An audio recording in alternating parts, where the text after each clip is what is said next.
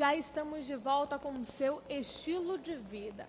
Bom, doutor, nós falamos que cerca de 10% da população pode ter a síndrome, que se manifesta de duas principais maneiras. Quais são elas? Bom, primeiro, os estudos eles são muito variáveis. Então, existem estudos mostrando que até 14% da população geral pode ter disfunção lacrimal em algum momento, né? Existem estudos que falam até em números maiores, 20%, 30%, 40%, dependendo da faixa etária, você vai encontrar uma quantidade maior de disfunção lacrimal. Então, quanto mais próximo de 60, 65, 70 anos, maior a tendência a ter disfunção lacrimal.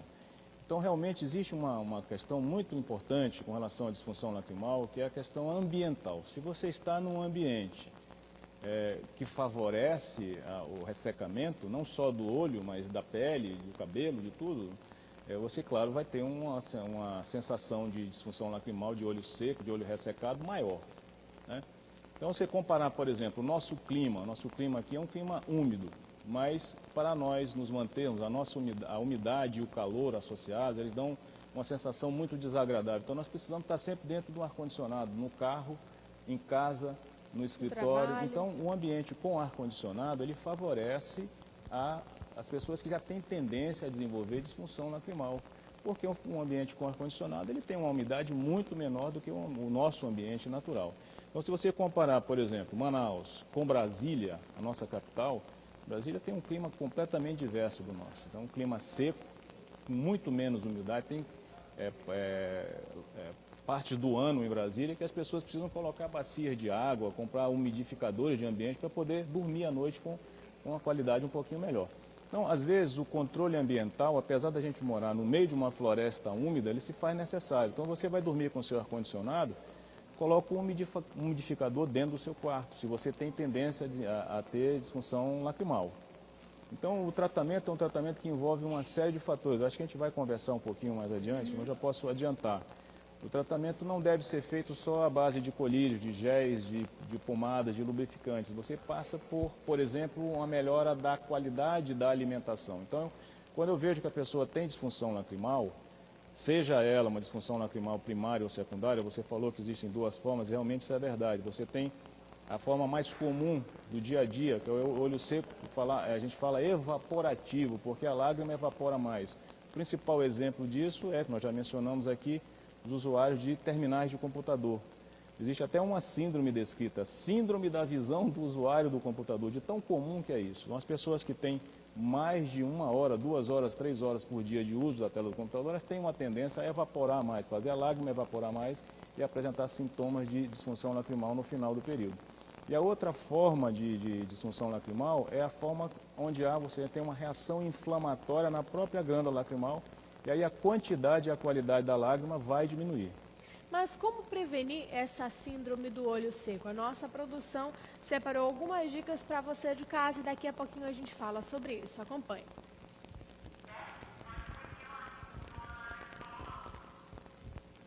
Para minimizar o ressecamento dos olhos, você deve evitar ambientes e situações secas, tais como salas superaquecidas, vento e fumaça. Sempre que possível, mantenha um ambiente úmido, usando umidificadores de ar ou mantendo vasilhas com água. Em ambiente externo, use óculos que cubram totalmente os olhos, para reduzir o efeito de ressecamento do vento. Quando os olhos estiverem coçando, lave-os com bastante água filtrada, preferencialmente gelada. Quando usar computador ou ler por tempo prolongado, não se esqueça de piscar frequentemente. Junto ao computador, também é recomendável manter uma vasilha com água e ainda manter o monitor abaixo da sua linha de visão.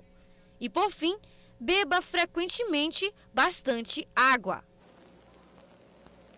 Bom, doutor, inclusive nós separamos aí, dentre as nossas dicas, foi a importância do umidificador de ar realmente. Agora, como as pessoas podem prevenir a doença? De quanto em quanto tempo nós devemos, por exemplo, ir ao oftalmologista? E a pergunta-chave, qual seria a quantidade ideal para piscarmos durante o dia?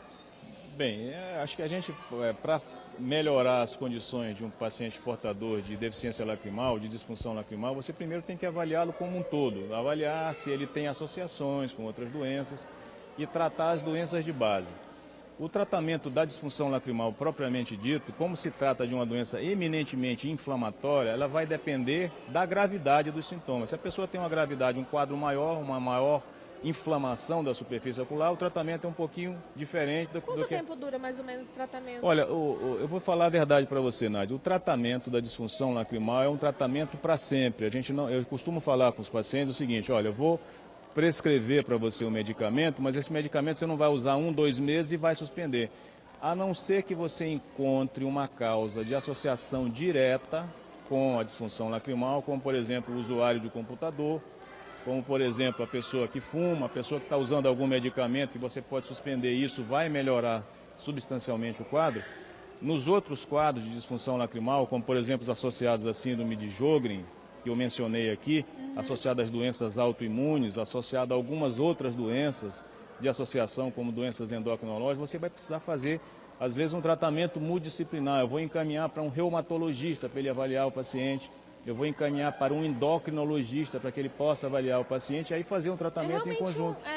Uma ação Então, em conjunto exato, a dos gente às vezes usa então medicamentos anti-inflamatórios, como por exemplo corticoides de baixa penetração. A gente não pode usar um corticoide a médio e longo prazo, porque existem problemas que podem surgir com o uso desses medicamentos. Então é muito importante, primeiro, Nádia, que a pessoa vá ao oftalmologista de confiança, que ela não se automedique. Às vezes ela está com inflamação na superfície ocular, é um quadro de disfunção lacrimal, a pessoa já vai tratar como se fosse uma alergia ou vai tratar como se fosse uma infecção, aí vai usar um antibiótico, vai usar um corticoide, às vezes fica usando aquilo de forma crônica, isso pode levar ao aumento da pressão ocular, pode em casos mais graves aumentar até a possibilidade de você ter glaucoma secundário ao uso de medicamentos, você pode ter catarata secundária ao uso de medicamentos. Então é importante ir ao oftalmologista, saber que essa doença é uma doença muito comum, que uma vez diagnosticada tem um tratamento que pode funcionar e que ajuda, mas que não é um tratamento que vai ser feito em 1 mês, 2 meses e vai resolver.